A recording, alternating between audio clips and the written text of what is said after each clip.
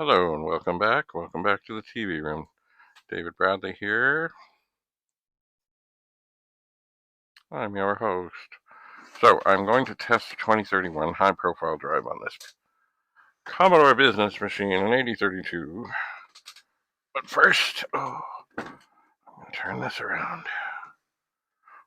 There's a bag. I have just shined up the connectors.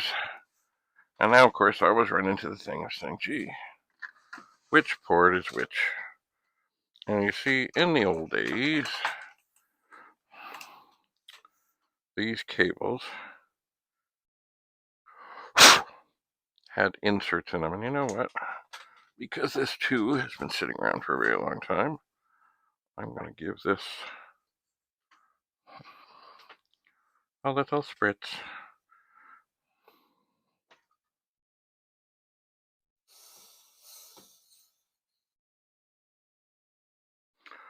Because micro-corrosion happens.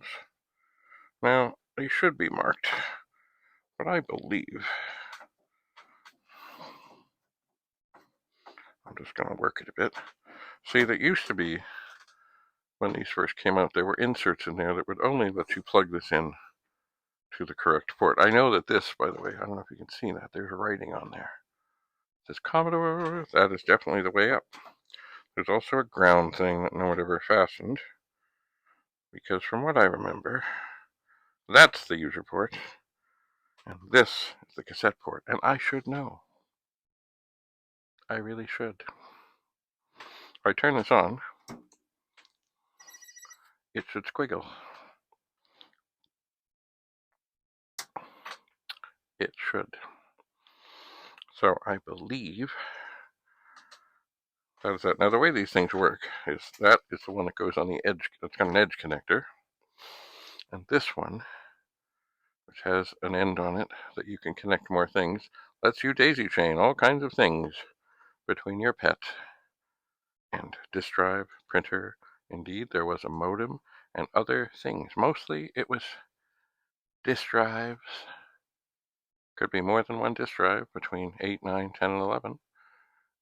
Typically one printer, but you could have two because I think you could have them device 3 and 4. And the modem was out there, an 8010. I don't remember what device number it was now. But anyway, so basically you need one cord like this, which is a PET to IEEE, and then you need a whole bunch that have dual ends. Look, there's the Commodore logo. And oh, you know what I should do while I'm here and I can? I should give this a little spray too. Because you just never know where micro-corrosion grows. You don't. So, alright, I'm going to go get the disk drive. And I'll need another power cable. And then we'll see if this 2031 high profile, which is rare. Rare. I've only ever seen two, and one was the first disk drive my brother and I ever got. And this one, when I first turned it on, it did make the good noises. So I'm hopeful. Anyway, all right. Stay tuned. I'll be back.